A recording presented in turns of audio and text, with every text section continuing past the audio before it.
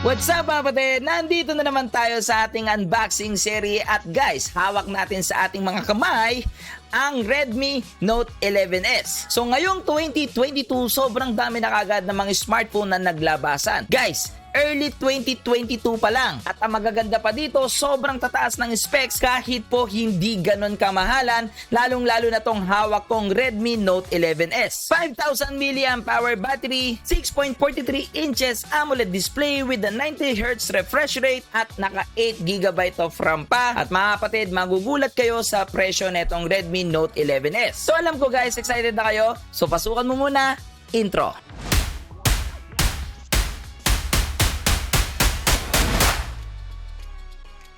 Ikaw ba ay streamer or content creator na gusto mag-step up yung kanilang mga streaming overlay? Yung tipong lahat, it's all animated, the webcam overlay, yung background, yung alerts, lahat is high quality.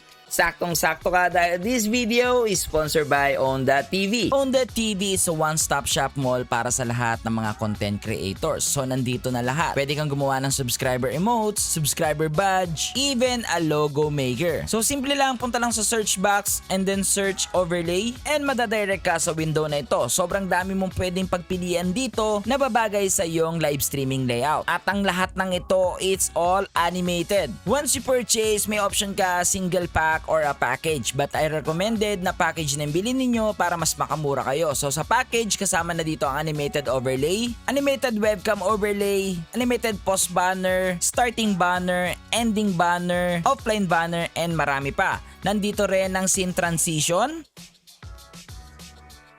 Ganun na rin ang mga bagong alert panels. At ang lahat ng yan, it's all animated. Ayos na ayos, di ba? Napakadali lang pumunta dyan guys. May lalabas na link dyan sa screen or nasa description box. Punta lang kayo sa www.onda.gg/boss_Lucio. Pag ginamit niyo ang magic word na Lucio guys, automatic na magiging 50% off yan. Gumanda na ang iyong streaming layout, nakatipid ka pa. So balik na tayo dito sa ating topic, Redmi Note 11S. Actually guys, may tatlong variant nito, the Redmi Note 11, the Redmi Note 11 Pro, at itong hawak natin guys, it's yung nasa middle, the Redmi Note 11S. So umpisa natin sa unboxing kung ano nga ba ang pwede niyong makuha once nabili nyo to. So una natin makikita dito ang SIM ejector pin, paperworks and warranty card, at yung kanyang jelly protective case. Nakakatuwa lang na ang Redmi ay hindi nila nakakalimutan na magsama ng mga protective case. Dahil yung iba nila mga competitor brands, guys, wala nang protective case, wala pa mga earphone. Yung kanyang USB Type-C cable, at itong 33 watts power brick. So dahil 33 watts na to, for sure, fast charging ito. So good point na naman para sa akin ito pagdating sa smartphone. So puntahan na natin agad itong smartphone na to. Look at that design guys. Sobrang classy niya at ang lakas ng dating. So may tatlong kulay na available para dito sa Redmi Note 11S. Nandito ang graphic gray,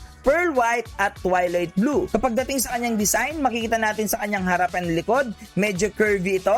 At dito sa likod, mapapansin natin na may pagka-gradient design siya. Once na tinatamaan siya ng ilaw, nagkakaroon siya dito ng glow effect. Napansin ko rin kaagad dito guys na sobrang gaan lang niya at sobrang nipis. So look at that guys. Oh. So una mo rin mapapansin dito sa kanyang camera module, medyo nakaumbok na to kumpara sa Note 11. Bukod pa doon, hindi lang yan sa nakaumbok, 108 megapixel pa ang camera lens na meron dito. So mamaya pag-uusapan natin yan. So para sa kanyang sides, dito sa left part, makita natin dito yung kanyang SIM ejector pin at meron siyang dual nano SIM tray at isang dedicated slot for SD card na up to 1 terabyte. Wow, di ba guys? Sa right side naman, nandito yung kanyang power button at yung volume rocker. Plus pa doon, nandito rin yung kanyang fingerprint scanner. So again, another plus point na naman dahil fan ako ng mga smartphone na nandito yung mga fingerprint scanner. Para naman sa bottom part, nandito yung USB interface Type-C at yung kanyang speaker na meron din sa ibabaw. At dito sa ibabaw, nandito ang 3.5mm jack. And guys, ako, malaking bagay sa akin ang smartphone na meron pa rin 3.5mm jack. So bago natin puntahan dito yung kanyang front panel, dito sa likod guys, it's para siyang plastic. Pero dito sa mga mga sides niya guys, it's metal. And para naman dito sa kanyang front guys, syempre this is a glass panel at ito'y merong Corning Gorilla Glass 3. So para na naman sa akin, para sa kanyang price range na malalaman ninyo mamaya, sobrang ganda ng mga Corning Gorilla Glass guys, kasi yan yung magpo-protect sa ating mga smartphone guys para maiwasan yung gasgas. Although hindi ganun ka-updated yung kanyang Gorilla Glass, pero Gorilla Glass pa rin yan. So nasabi ko kanina na meron itong dual speaker dito sa ibabaw at sa ilalim. So pakinggan ninyo ang speaker sound test natin.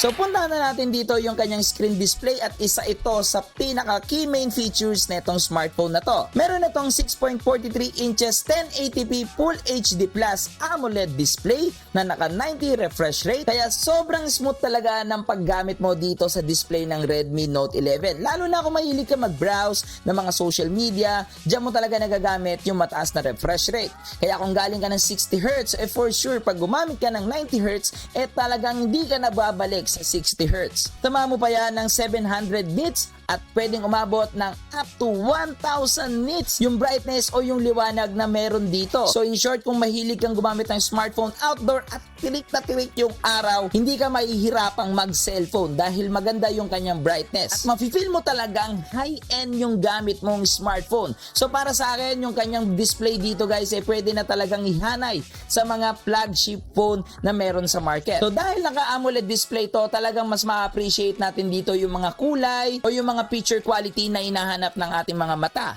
Lalong-lalo na kung nanonood ka ng mga videos, Netflix, YouTube, kayang-kaya mag-play nito ng sobrang detailed and sharp image. At isa pa, pwede siyang mag-play sa YouTube ng up to 1440p resolution kahit 1080p resolution lang talaga yung naka-declare sa paperworks na itong smartphone na to. Isa sa advantage ng AMOLED kumpara sa IPS, again, it's the color, plus pa yung battery consumption. Mas tipid ang AMOLED, tapos ang ganda pa niya sa paningin mo. Diba? So this Redmi Note 11S meron din siyang IP53, so splash proof din siya. So kung pwede siyang matalsikan, maulanan, mabasa lang ng saglit mga kapatid, sure na sure ka ang protective dito ang iyong smartphone. Pero take note lang, ang IP53 is hindi po pwedeng isubmerge or ilubog sa mga tubig. So para naman sa kanyang battery usage, hindi rin papatalo itong Redmi Note 11. Meron itong 5,000 mAh battery non-removable at meron itong fast charging na 33 watts power break.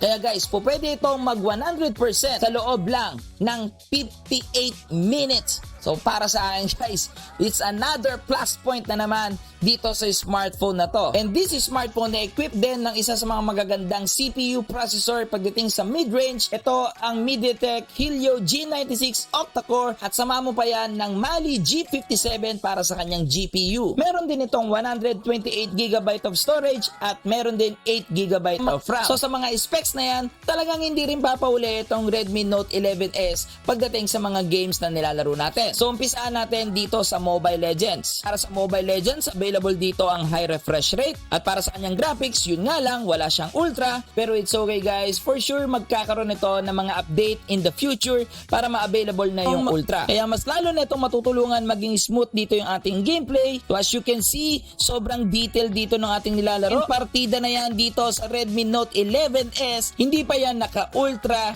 graphics. Pero alam naman natin na ang Mobile Legends hindi naman talaga ganun kabigat yung kanyang mga requirements pagdating sa smartphone. Kaya susubukan natin yan sa Call of Duty Mobile. So sa default settings pa lang, kitang-kita na natin na kayang i-run dito ng Redmi Note 11S ang Call of Duty. Para sa kanyang graphics settings, meron tayo ditong medium para sa graphics at pwede rin tayo sa high frame rate. Hindi available dito yung mga mas matataas na option, pero again guys, tingin ko naman if ever lang na maging available, kayang-kaya ng Redmi Note 11S yun. Dahil napaka-smooth pa rin ang gameplay natin dito kahit na naka-high refresh rate na tayo. So hindi nabibitin, napaka-smooth. So ikaw, tingin mo ba Okay? Kasi para kay Boss Lucio, sobrang smooth po talaga. And pagdating naman dito sa Antutu benchmark, nakahit tayo dito ng 300,000 pataas. Kaya naman sobrang smooth pala dito ng ating mga gameplay, ang taas ng Antutu benchmark nito. So para sa akin, pagdating sa 300k points dito sa Antutu benchmark, good na talaga. Talagang good investment ito or good buying phone ito. So puntahan na natin dito yung kanyang camera at ito yung isa sa mga pinaka gustong gusto ko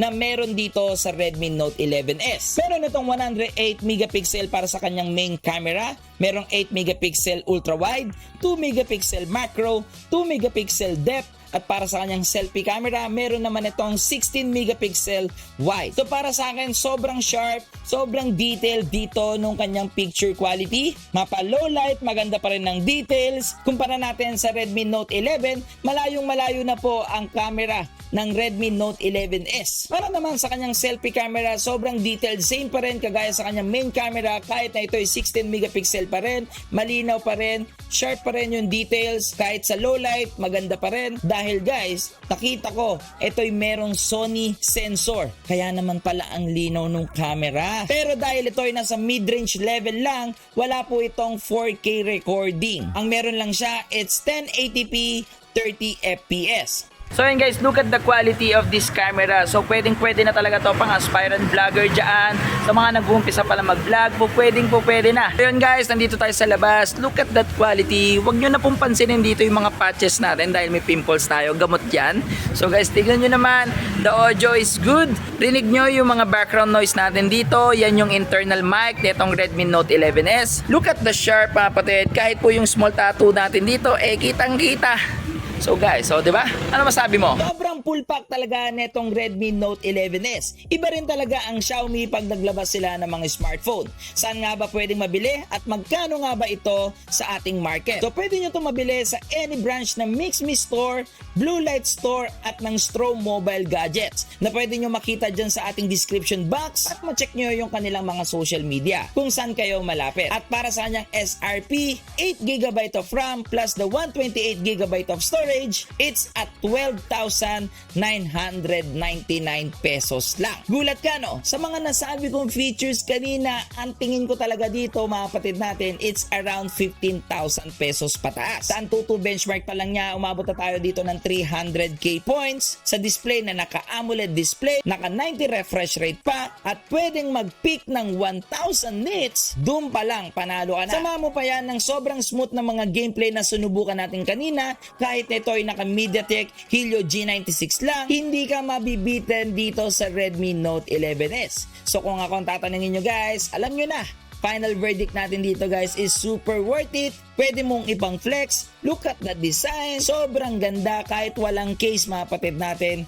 Ang lakas ng dating niya. Ang lakas maka-executive nung datingan, di ba? Pero hindi nila alam, mid-range phone lang ang gamit mo. So kaya kung gusto nyo pa makakita ng mga unboxing, tech review, PC build, especially the streaming tips, don't forget to like, share, and comment, subscribe at yung malita bell para lagi kayong updated sa lahat ng ating video. So again, I'm Luis D. Orteves, aka Boss Lucio, ang inyong stream coach. Para sa inyong mga stream and tech problem, happy streaming!